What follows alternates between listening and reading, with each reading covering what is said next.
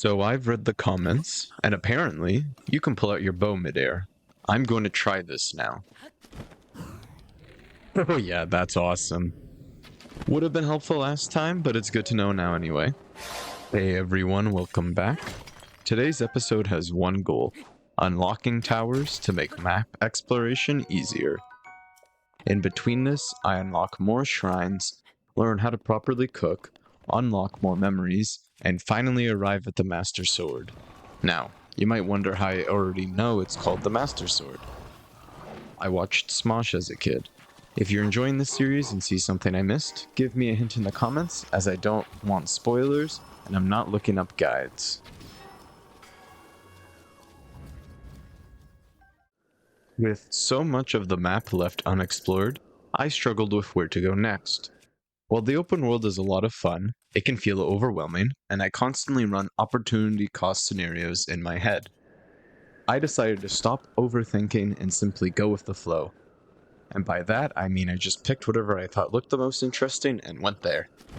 The thing that caught my eye last episode was the giant cube in the middle of the water behind Robbie's lab. It reminded me of the 90s horror movie called The Cube. I can't explain why, but that was the vibe I got just from looking at it. I initially tried to glide off the mountain to reach the entrance, but I just missed it. I tried climbing up from the bottom, but realized it was too ambitious and I did not have the stamina for it. My next plan was to glide from a higher point. Luckily, I made it. However, I would soon regret that decision.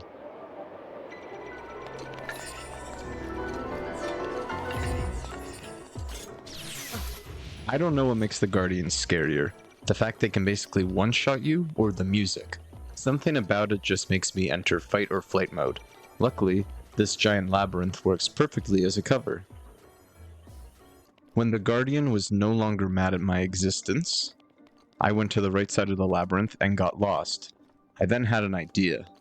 I wanted to test how strong the ancient arrows were on the Guardian, so I went back to the entrance to confront it. It did pretty decent damage, not as much as I thought, but maybe it will scale better with stronger bows. I then wanted to see the champion's tunic. I explained last time that I didn't like it, but some of the comments told me to put it on during combat, so I thought this would be a good opportunity. I was surprised that it revealed the hit points on the enemy, and I could see now that the arrow did a third of its health bar. While this is helpful, it doesn't really convince me to wear it. Maybe I'll put it on sometimes to gauge where I'm at with bulkier enemies, but it's not something I really need or want. Maybe that's the Pokemon fan in me, but the only time I need to know how much the HP the enemy has is when it's gone. After the Guardian left, I tried climbing up to the top of the labyrinth, but didn't have the stamina for it. I then went to the left side of the labyrinth and found metal cubes. I thought if I could stack them on top of each other, it would make up for the lack of stamina, but I was just short. The reason I was so obsessed with getting to the top was because I was trying to think outside the box and beat the maze by going around it. In hindsight, if I made it to the top, I probably would have been hunted down and maimed by the flying guardians. I saw those on my way flying over there, and yeah, they scare me. I was getting frustrated and I wanted to quit, but then I remembered a saying from when I was a kid. If you keep going right in a maze, eventually you will get out. This led me to a ladder, which I climbed. At the top, I noticed two paths, one of which was covered by vines. I used fire arrows to burn the vines, climbed that path, and got the Great Flame Blade. I know I said last time I wasn't a fan of two-handed weapons, but come on. Flame Sword. The other path led to the shrine, where I got a cool helm inside and the Spirit Orb. Overall, this was really fun, and in terms of shrines, this has been one of my favorites so far. Back on the mainland, I noticed another shrine on the way towards the volcano and made my way towards it.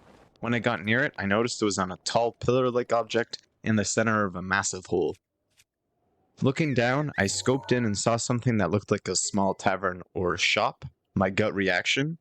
Something related to the Fang and Bone side quest I was picking up on my journey through Akala. Before I could confirm my suspicions, I went to a higher point, got to the top, entered the shrine, and it told me I had already beaten the trial. I don't know if there was a challenge I was supposed to do, but I'm not going to complain for the spirit orb. There was also a flame sword. Jumping down to the bottom, my gut reaction was correct. It wasn't related to the Fang and Bone side quest, it was in fact the Fang and Bone, and I met Clinton. I didn't have a picture in my head of what he'd look like, but honestly, this checks out. He asks if we like monsters, and I make the mistake of being overly enthusiastic.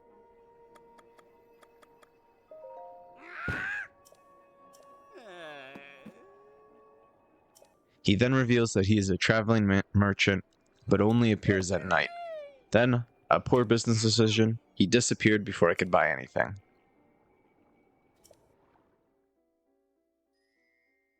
Back at the stable, I went to the guard to report that Fang and Bone was in the middle of Hyrule Castle. Instead, the guard told me his exact location. Good to know if I ever want to find him. Before making my way to the Akala Tower, I wanted to test cooking first.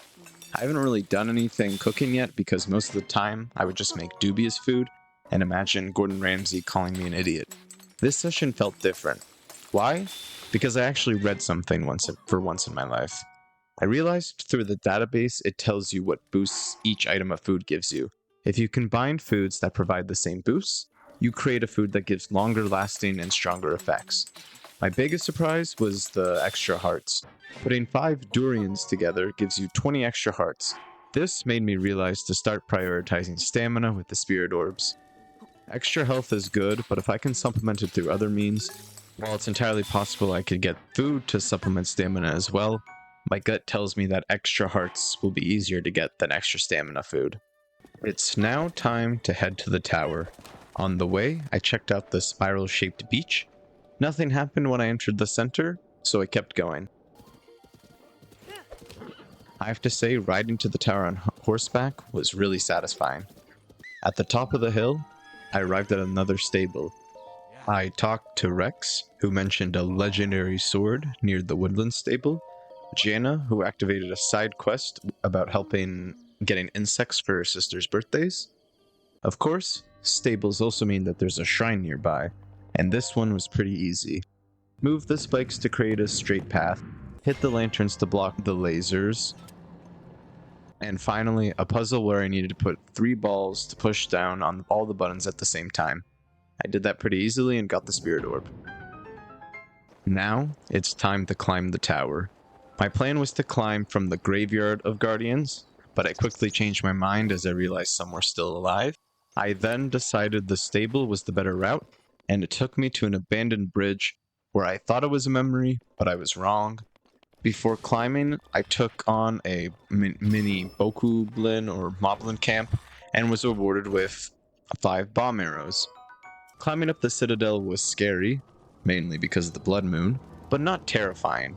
Luckily, the guardians have a fixed path, and if you just avoid the path, you avoid the guardian.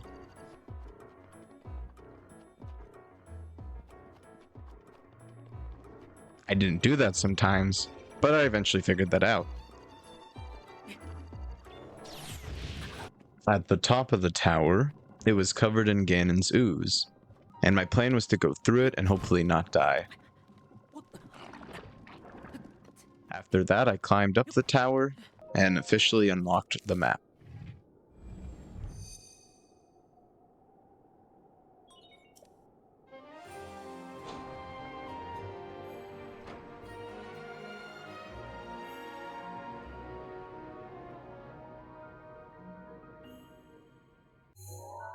With Akala unlocked, I zoomed in on the map to figure out where Pecan Go was telling me to go.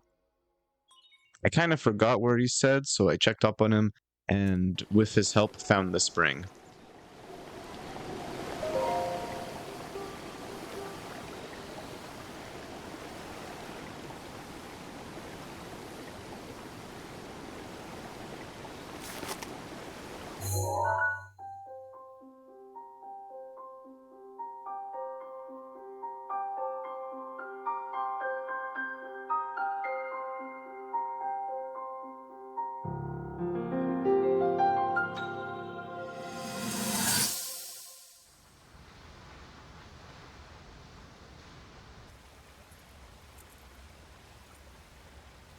I come seeking help regarding this power that has been handed down over time. Prayer will awaken my power to seal Ganon away. Or so I've been told all my life. And yet, Grandmother heard them. The voices from the spirit realm. And Mother said her own power would develop within me. But I don't hear or feel anything.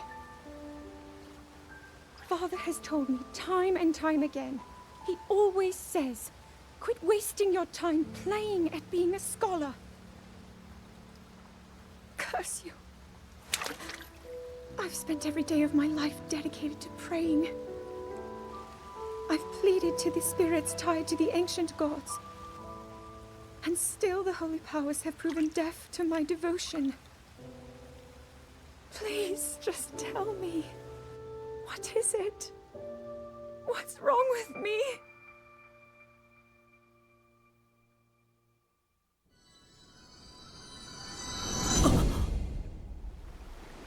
I'm going to make an educated guess here.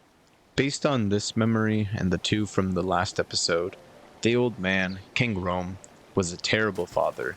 He must have known about the cycle of Zelda, Link, and Ganon and assumed his teenage daughter would stop a calamity. I could imagine meetings in Hyrule going like this. Sir, Ganon could appear at any moment. We're mining as much ancient technology as possible, but we fully don't understand it. What should be our next step?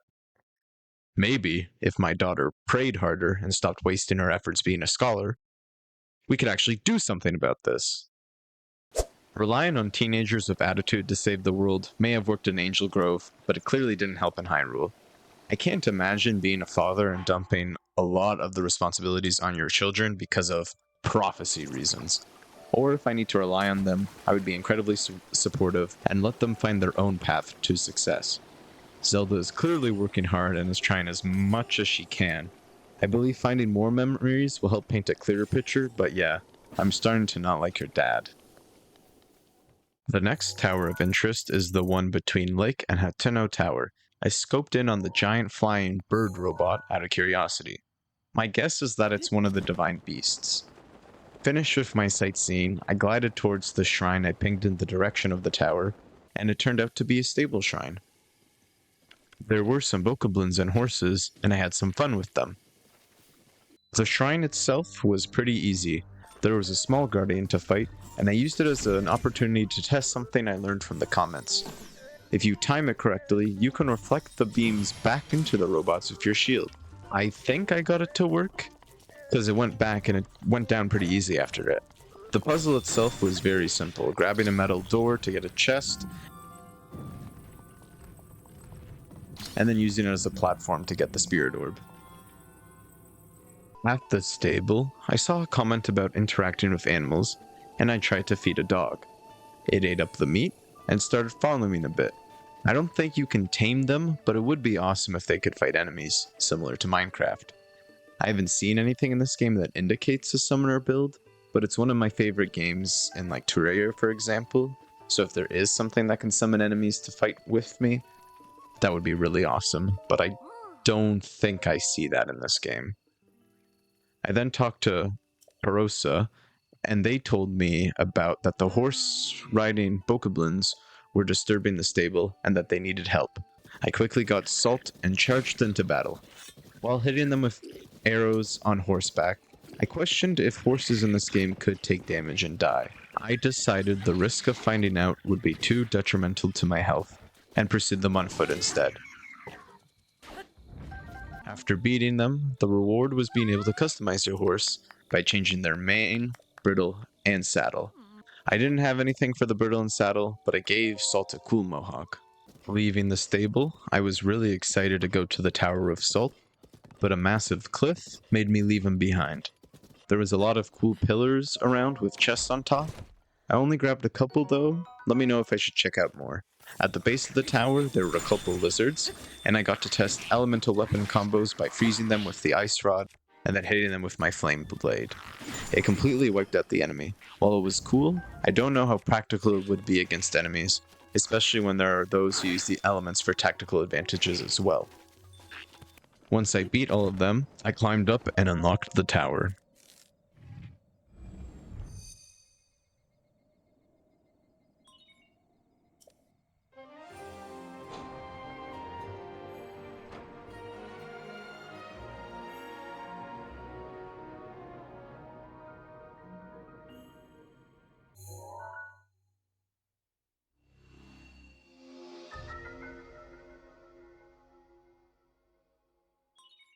At the top of the tower, I suddenly got the urge to climb the giant mountain behind me.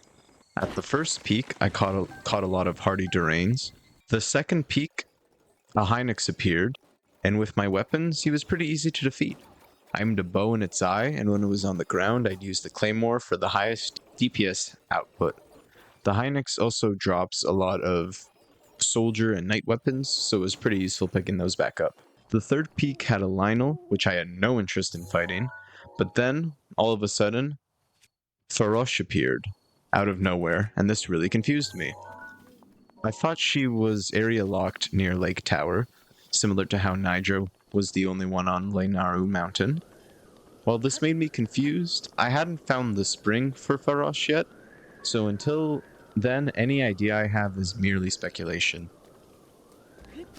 In hopes of getting a more concrete answer, I followed it, hoping it leads me to the spring, but unfortunately I ran out of stamina. Feeling defeated, I went back to Lake Tower, hoping the center island in the middle of the lake could give me a clue.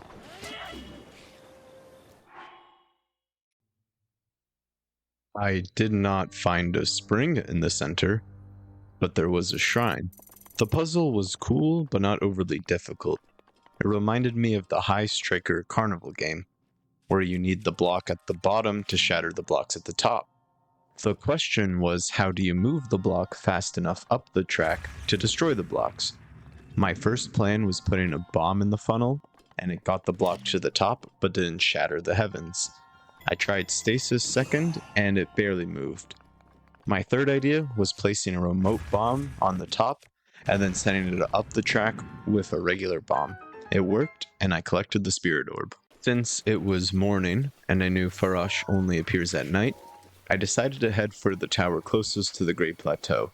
At the beginning of this trip, I noticed a green aura from the nearby mountain. No idea if it was related to this quest, but maybe it was a shrine or a spring, but let me know if this is something and I should head over to it. Don't give me the exact answer, just a yes or no would be appreciated. The main reason I didn't want to go now was because I prioritized heading to a nearby shrine. So far, this has been the longest puzzle shrine that didn't involve a quest. First, I used stasis and hit the ball enough to break the door open.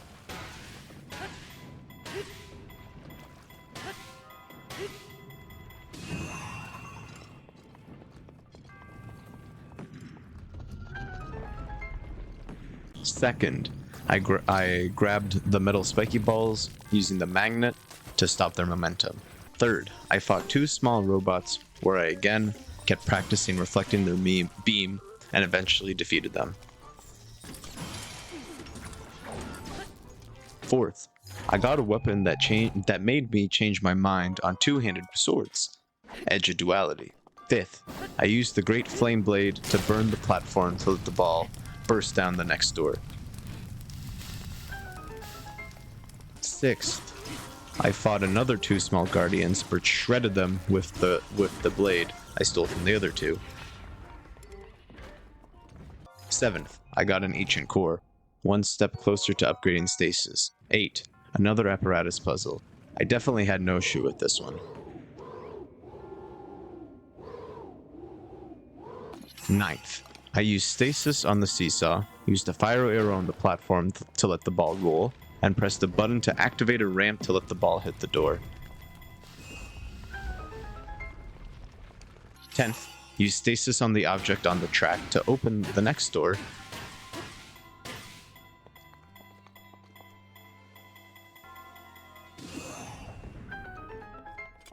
11th, hit the lantern to be lifted in the air to open a chest for a diamond, and 12th, get the spirit orb. That shrine for me was not hard because of difficulty, but time consumption. None of the puzzles were tricky, but it felt like a prank box where every time I'd open a door, I thought surely this was the end, but no, there were 9 other boxes I needed to go through. Over the hill was the tower, and at first I saw nothing and expected an easy climb up. There were not 1, but 2 grounded guardians whose ranges perfectly overlapped, so climbing the tower was immensely difficult. I tried using the guardian blade on one of them, and it didn't do anything, and then an undead moblin appearing made me panic and forget to uncrouch. My next plan was to eat food that gave me a speed boost, and climbed up the tower platform by platform, crouching to avoid death beams.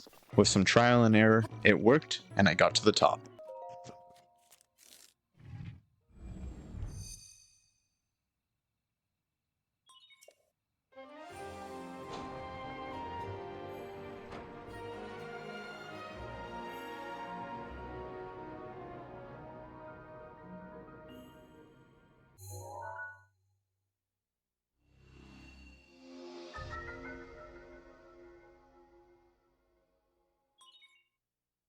I saw a shrine in the distance that appeared far enough away from the castle to head over, and luckily, I still had the speed boost.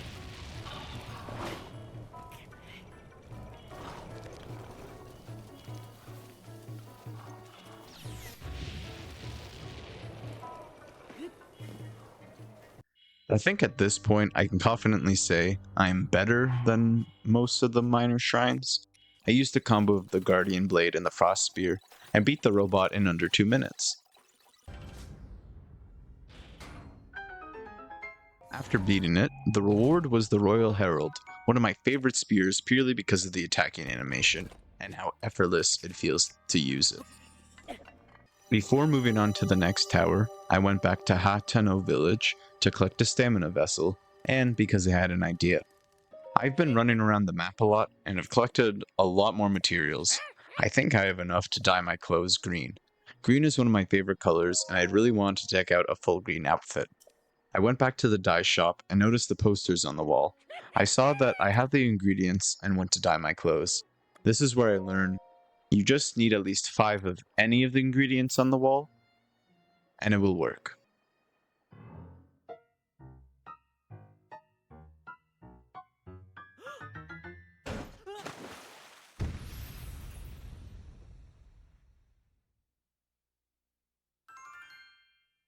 I'm going to be honest. I thought I was going to like it more, but I didn't really like the green with the brown. I then went for a color that I thought would go well with the rest of the outfit that didn't change color. White felt like it matched with the brown and blue patterns much better. My next stop was to the shrine I saw from the central tower, close to it where I pinged in green. Descending the tower was scary because the guardians had aimbot and instantly found me. Luckily, I escaped them. When I got to the shrine, I was excited to find another stable, but wanted to complete the trial. This one confused me at first. I stared at it for a couple minutes, wondering, where's the gate? I hit the lantern that flipped the structure, and a ball appeared. I picked it up, walked up to the door, and found that the hole was fenced off. I also noticed the chest, went over to it, and got a key to open the original door before I flipped it. To get the ball in the hole, I placed it in the middle box next to the lantern, then hit it, and then a piston turned on.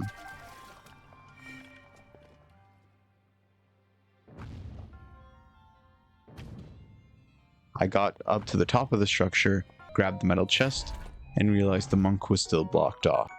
At this point, I was stuck, and then it hit me. Using my bow mid-air, I could hit the lantern, and the structure would flip, letting me get the spirit orb. Thank you for everyone letting me know about this again, as I would have probably left this puzzle defeated otherwise. At stable, I met Toffa, who gave me a side quest about wanting to see a white horse. If I could go to Cephala Hill to tame one and bring it back, he would give me a reward. I also ran into the goat, who told me about a memory photo that was also at this hill. 2 people giving me clues to go to a place with powerful horses. I wasn't going to refuse this. Before I went on this side journey, I stopped by the campfire to cook more food. I primarily cooked a lot of food with extra hearts, increasing my attack power, adding stealth, and a bunch of other really cool effects. I looked on the map for this hill, but I couldn't find it. My best guess was that it was in the area with the tower I pinged in green. After climbing up a hill, I had a choice to go right or left. I went right, and it turned out to be the right decision, as I found the memory location.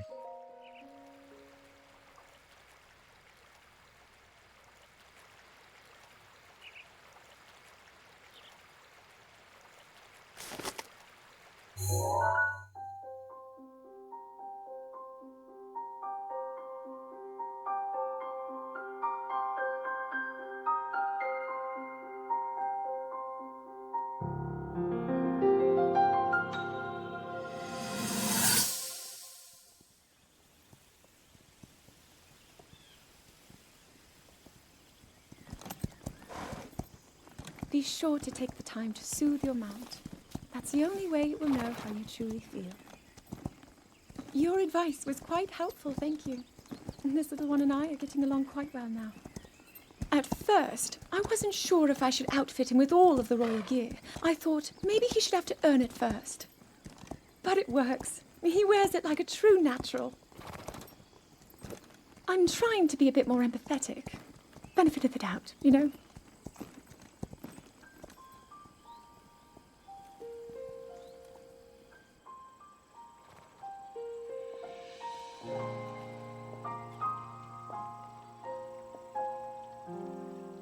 See that mountain?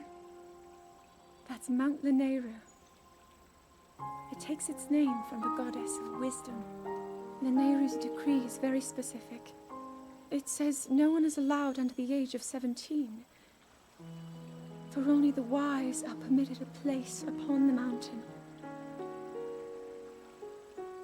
I've prayed at the Spring of Courage and at the Spring of Power, yet neither awoke anything inside me. But maybe up there. Perhaps the Spring of Wisdom, the final of the three, will be the one. To be honest, I have no real reason to think that will be the case.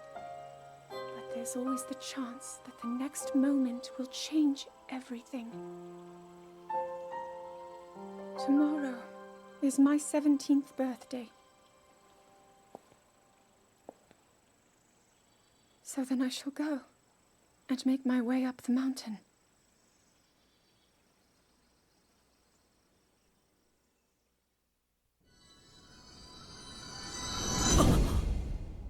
Normally, I would give my thoughts on the memory here, but immediately after the memory, a white horse appeared in the distance. Whether it was a coincidence or always appears after the memory, most likely the latter, didn't matter. I was going to capture it. It was definitely tricky. I couldn't get close to it before it ran away. I then decided to eat some stealth increasing food and managed to corner it, where I mashed the tame button with all my might and successfully tamed the horse. Now to get back to the memory, my headcanon is that this is actually Zelda's horse I tamed. Unlikely since it's been 100 years. This is the first one that really helped me piece together the entire scope of the memories.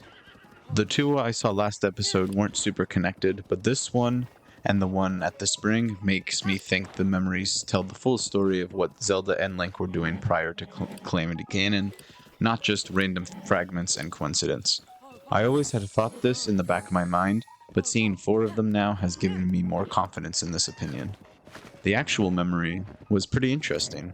We already knew that Zelda praying didn't work, but this memory solidifies Zelda's commitment to helping Hyrule. The second she was able to, she climbed the mountain to pray to the goddess. Despite wanting to pursue other paths, she understood her responsibility. Again, this brings up my question of what her father was doing, aside from destroying Hyrule digging up guardians.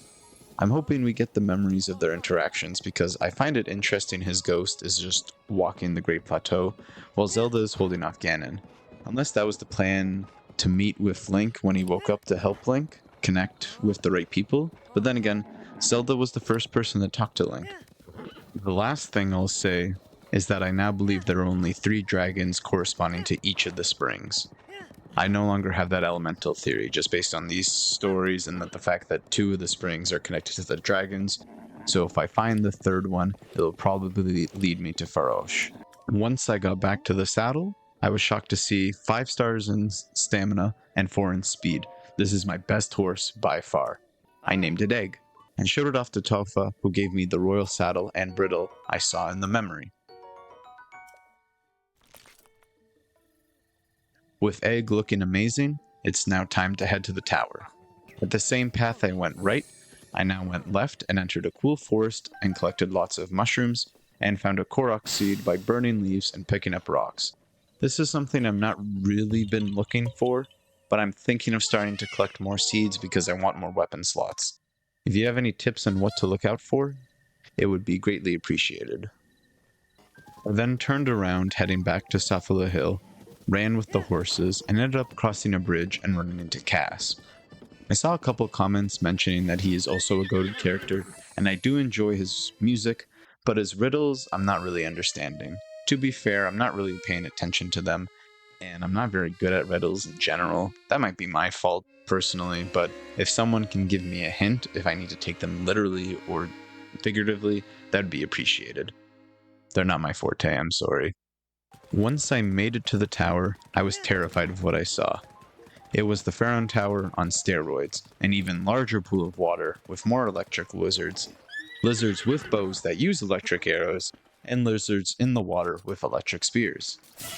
The first enemy almost one-shot me, but I lived and stole his bow, as it's now my second strongest.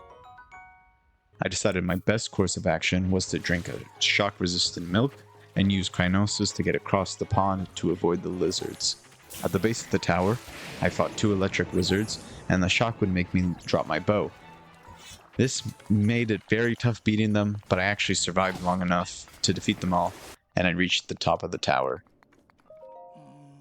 I wasn't alone. I met a man named Brian Lee, and he was staring off in the distance with dreams of becoming a birdman. When I told him about my glider and basic aviation, he got very excited and offered to pay me based on how far I fly. Before I could take him up on his offer, I went to unlock the tower because gliding away without getting the checkpoint would have been a complete airhead moment.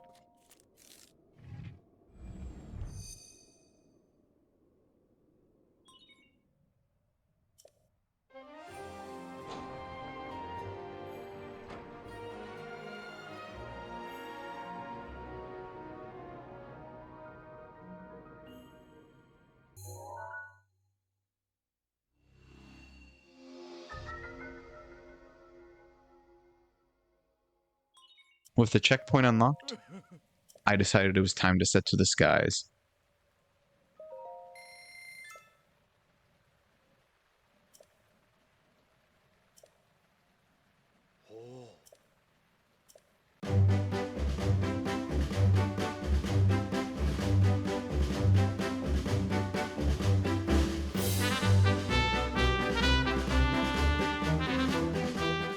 I would say my distance was solid, and I got paid 50 rupees out of it. My question now is, can I do this an infinite amount of times? Because it has the potential to be an infinite money-making method, especially if I can increase my stamina through vessels and food. Before heading to the next tower, I saw this shrine while gliding down the quest, and wanted to get the spirit orb. This puzzle was really easy. Use stasis on the first ball so it goes in the hole,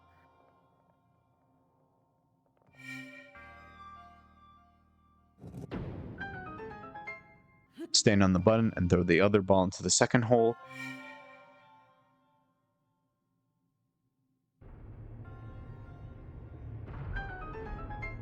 Then jump on the platform and collect the spirit orb.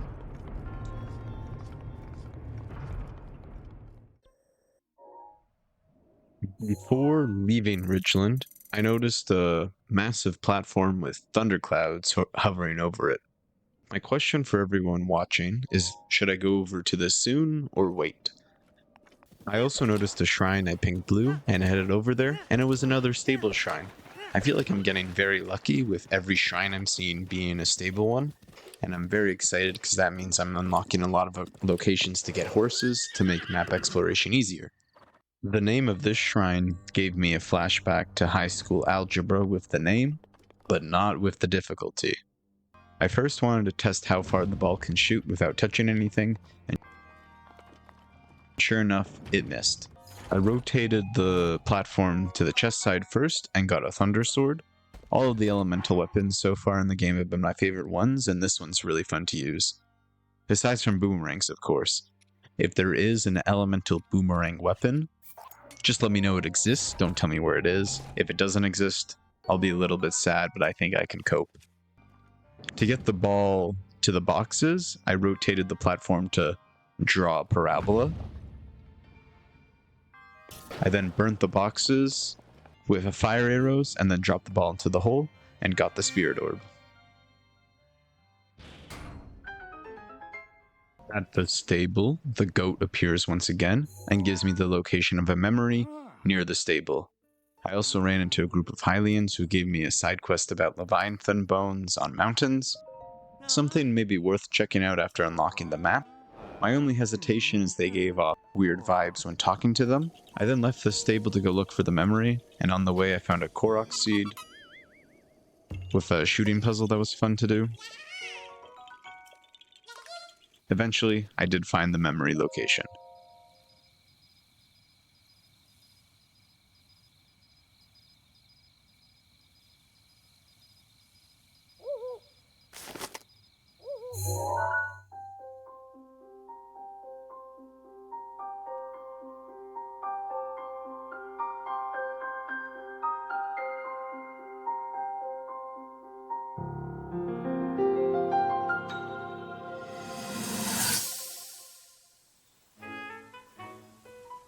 There's one. Oh, and another. The flowers we have in Hyrule aren't just beautiful. They are also quite useful as ingredients for a variety of things.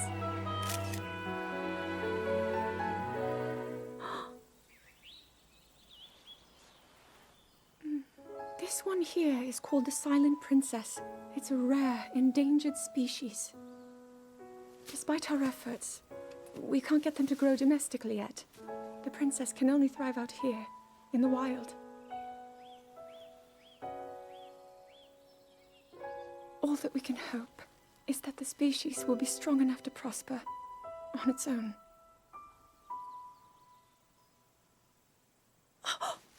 Is that what I think it is? Look at this. I don't believe it, but I actually caught one. This delicacy is known to have very, very potent effects under the proper circumstances. Ta-da! Research from the castle shows ingesting one of these can actually augment certain abilities.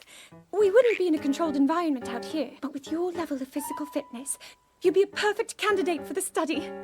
Go on. Taste it.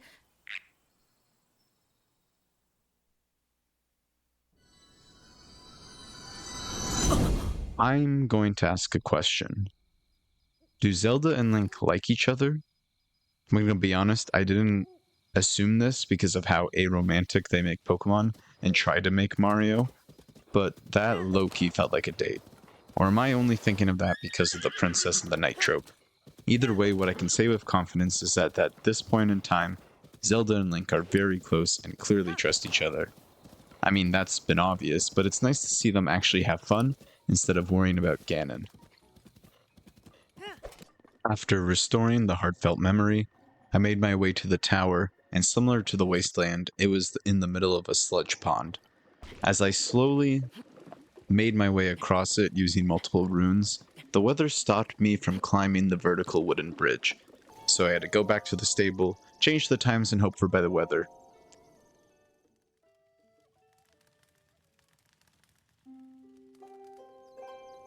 I then had to deal with an electric lizard, whose electricity made it impossible to cross the metal cubes without getting shocked. I used an ice arrow on it that freezed it so I was able to hop the metal blocks to climb the bridge where I thought it would be easy from there. So I didn't know they could do that, but I'll have my fun and go right back at them. With explosives out of the way, I unlocked Woodland Tower.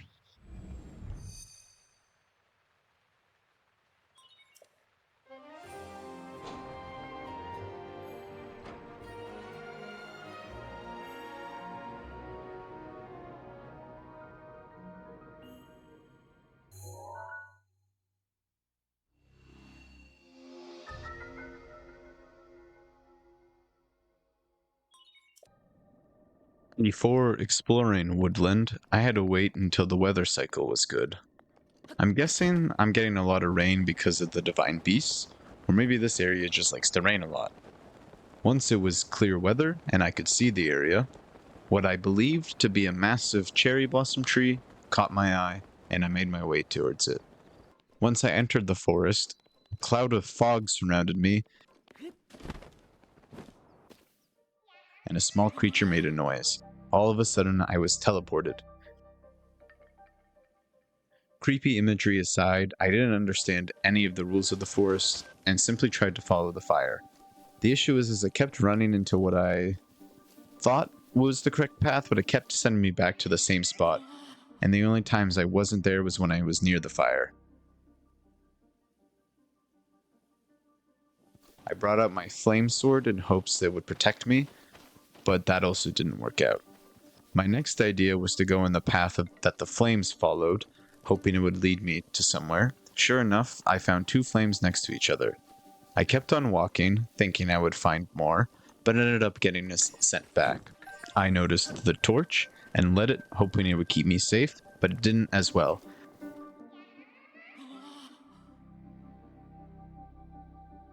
I then decided to let the torch flame guide me as well, and sure enough, it led me to the Korok forest.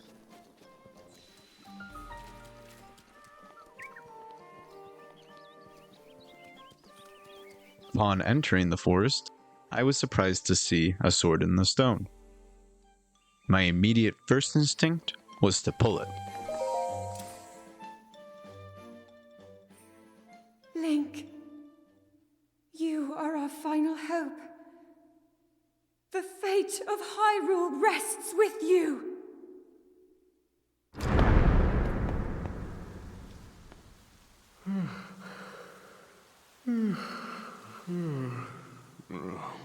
Who is that? Did I doze off again? Well. It's you. You finally decided to return. Better late than never. After 100 years, I'd nearly given up hope on seeing you again. Even my patience has limits, you know.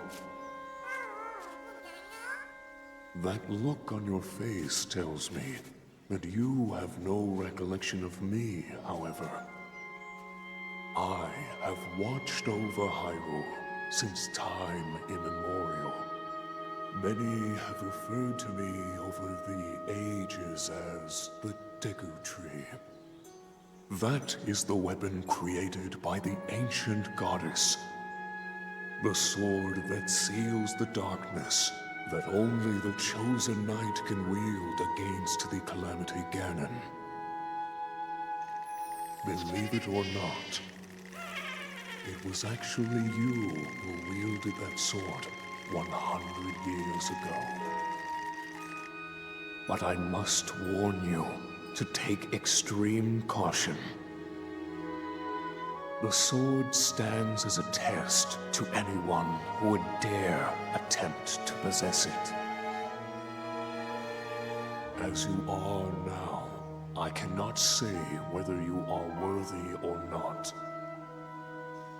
If you sought to free the sword in any sort of weakened state, you would surely lose your life where you stand.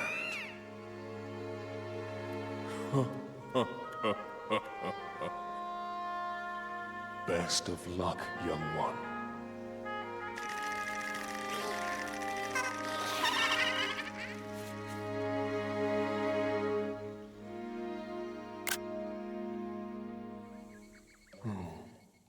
I'm gonna be honest. At first I was upset that pulling the sword showed moments of memories I haven't seen yet, but this was super helpful in learning if I was going to get and use the Master Sword in this game. Like I said in the intro, I know the name of it from Smosh and video games like Smash Bros. Playing with friends. My question to you, the audience, is when would it be best to get it? Right now, my gut reaction is I want to get it after defeating all of the Divine Beasts, but before fighting Ganon. Let me know if this is a good spot to get it. After meeting the Deku Tree, I talked to some Korok who offered trials for the sword. I declined, as of right now I'll wait till after the Divine Beasts. Ran into Hesu again, and got another weapon inventory slot. I went into the shop inside the tree, seeing a great selection of arrows and food. Finally, I entered the shrine in the forest, and I didn't get the puzzle at all. I tried placing them randomly in the hopes it would do something, but couldn't figure it out. I know it had to do something with looking at the right stars, but again, I'm not really good at riddles, so if you want to give me a hint, it's appreciated, but I think I can figure this one out in time. Thank you for watching. If you've made it this far, consider liking and subscribing to support the channel. If you want to support me even more, consider becoming a member, as any money I make will just go back into the channel to help me improve my ability to make videos. I felt good getting a lot of towers and learning more about lore and mechanics, and I think this will help me in boss fights. Next episode, episode 4, I will unlock the rest of the map and maybe go back to quests like the island one to get that spirit orb. Episode 5, I think, is either when I want to fight divine beasts or go to specific areas on the map and complete side quests per comment requests. After episode 4, I'll put up a poll to determine my next steps. I'll see you guys next time.